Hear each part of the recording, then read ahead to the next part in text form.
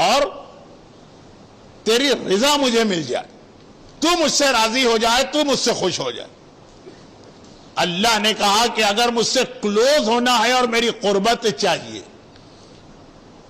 دیکھیں کبھی ایسا ہوتا ہے کہ فزیکلی کوئی آدمی کلوز ہوتا مگر رضا نہیں ہوتی ہے، تو اللہ نے رپلائی دیا موسیٰ اگر تم شب قدر میں یہ 2 رکعت نماز پڑھو جو ابھی آپ لوگ پڑھیں گے، یہ نماز کی ہسٹری کیا ہے اور اس نماز کا بینیفٹ کیا ہے؟ ہسٹری بھی یہ ہے کہ موسیٰ نے جب اللہ سے یہ ریکویسٹ کی تھی، اور ہسٹری اور بینیفٹ بھی یہ ہے کہ اللہ نے رپلائی کیا تھا کہ یہ 2 رکعت نماز جو شب قدر میں پڑھتا ہے، سورہ قل هو اللہ بھی ہر امت کو اللہ نے دیا تھا۔ سورہ قل هو اللہ مینس میسج آف توحید۔ حضرت موسیٰ نے کہا اور اے اللہ میرا دل چاہتا ہے تیری جنت مجھ کو مل جائے۔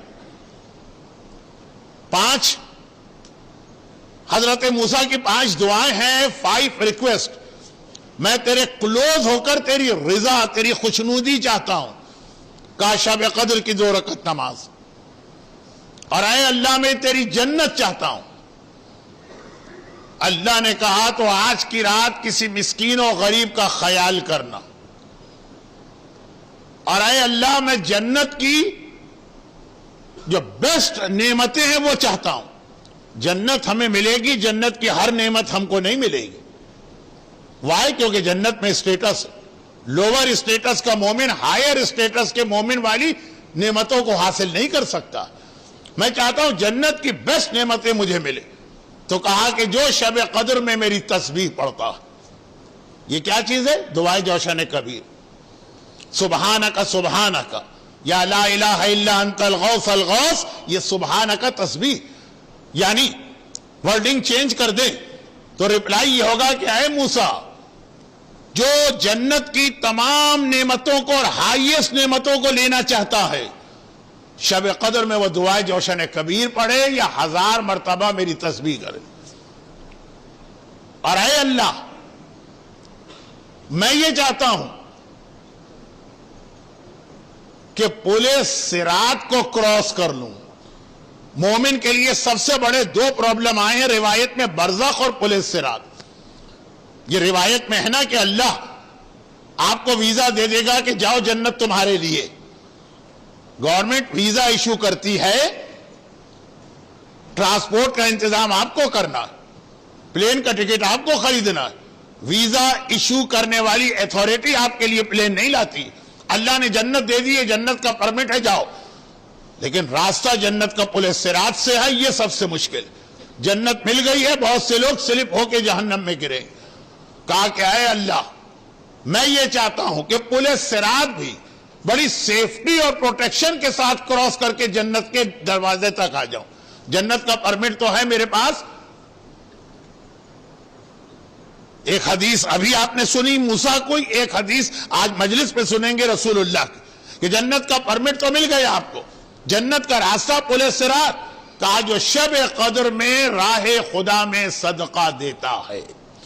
اور ایک بات میں یہاں پہ یہ بتا دوں کہ 2 اعمال شب قدر ایسے جو لوگ بھول جاتے ہیں، چونکہ 2 دن پہلے شیخ مرتضی علی دینا شب قدر کی سگنیفیکنس بتا چکے ہیں، تو میں اس کو ریپیٹ نہیں کر رہا ہوں۔ میں اس کے بعد جہاں پہ ان کی اسپیچ ختم ہوئی تھی اس کے بعد کی بات کر رہا ہوں۔ شب قدر کے اعمال میں آپ کو یہ نماز یاد ہے جو ابھی اس روایت میں بھی جس کو مینشن کیا۔ شب قدر کے اعمال میں دعائے جوشن کبیر یاد ہے، شب قدر کے اعمال میں آپ کو عمل قرآن یاد ہے، شب قدر کے اعمال میں دوسری چھوٹی چھوٹی دعا، 2 بہت ہی امپورٹنٹ عمل۔ نمبر 1 شب قدر میں صدقہ دینا، وہی جو میں نے جہاں سے اپنی اسپیچ شروع کی کہ شب قدر میں اگر آپ نے اپنے آپ کو پروٹیکٹ کر لیا تو پورے سال میں پروٹیکٹ کر لیا۔ روزانہ کچھ لوگ صدقہ دیتے ہیں ڈیلی، کیوں؟ کہا کہ آج کا دن ہمیں بلا سے بچ جائیں گے، مصیبت سے بچ جائیں گے صدقہ دینے سے۔ ڈیلی آپ صدقہ دیں گے تو اس دن کی مصیبت ختم ہوگی، آج کی رات صدقہ دیں گے تو پورے سال کی مصیبتیں ختم ہوں گی، کیونکہ پورے سال کی فیٹ آج لکھی جا رہی۔ سیم ریزن جو نماز وحشت قبر کے لیے، بھئی مرنے والے کے لیے روز نماز پڑھو بینیفٹ ہے، پہلی والی رات کی اتنی امپورٹنس کیوں؟ کہا کہ مرنے والے کی قبر سارا ڈیسیشن پہلی رات کو ہے. اگر پہلی رات اچھی ہو گئی تو قیامت تک اچھا, پہلی رات عذاب آ گیا تو قیامت تک عذاب. تو ساری ہم کوشش اور ایفرٹ کرتے ہیں کہ مرنے والے کی قبر کی پہلی رات ٹھیک ہو جائے. کوشچن یہ ہے کہ ایک رات کو اچھا کرنے سے کیا فائدہ, تو پتہ نہیں قبر میں 500 سال ابھی رہے گا. کہا نہیں, ڈیپینڈ ہے پہلی رات پر. وہی فلسفی شب قدر کے صدقے کی ہے کہ روزانہ جو آپ صدقہ دیتے ہیں, امام کی حدیث, صبح کو صدقہ دو تو شام تک مصیبتوں سے محفوظ رہتے ہو, مغرب کے وقت صدقہ دو تو نیکسٹ مارننگ تک مصیبتوں سے محفوظ رہتے ہو. وہ صدقہ آپ کو 12 گھنٹے کا پروٹیکشن دیتا ہے, آج کی رات کا صدقہ آپ کو 365 ڈیز اینڈ نائٹ کا پروٹیکشن دیتا.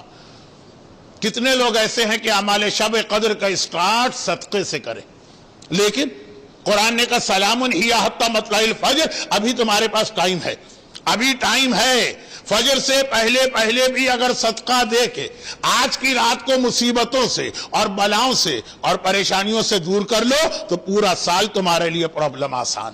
اور دوسری بات, یہ اللہ ہمارا ایک ٹرائل لیتا ہے. یہ دوسری بات, اللہ کے ہاں ون وے ٹریفک نہیں ہے, گیو اینڈ ٹیک. ہم اللہ سے کچھ مانگتے ہیں اور آج کی رات تو مانگنے کی رات, جتنا مانگنا ہے اللہ سے آج کی رات مانگ لو. اللہ پہلے ہمارا ٹیسٹ لیتا ہے کہ ہم خود بھی کسی کو کچھ دینا چاہتے ہیں کہ نہیں. اس سے تو سب مانگ رہے ہیں, یہ بھی دے دے, یہ بھی دے دے, یہ بھی دے دے, یہ بھی دے دے, یہ بھی دے دے.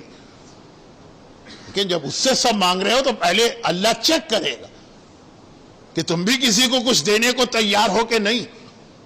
چنانچہ ابھی آپ نے جو مناجات امیر المومنین سنی, اس کی پوری فلسفی اللہ سے آپ نے کہا حل یرحم حل یرحم حل یرحم حل یرحم, اللہم انی اسألک الامان الامان الامان الامان. کیا مطلب؟ میں بڑا گناہگار ہوں, مجھ پر رحم نازل فرما, میں قیامت کی مصیبت میں پھنسوں گا, مجھے پروٹیکشن اور امان دے. لیکن اللہ کہے گا کہ کہہ رہا ہے کہ تم مجھ سے تو رحم مانگ رہے ہو, دوسروں پہ خود رحم کر رہے ہو کہ نہیں کر رہے.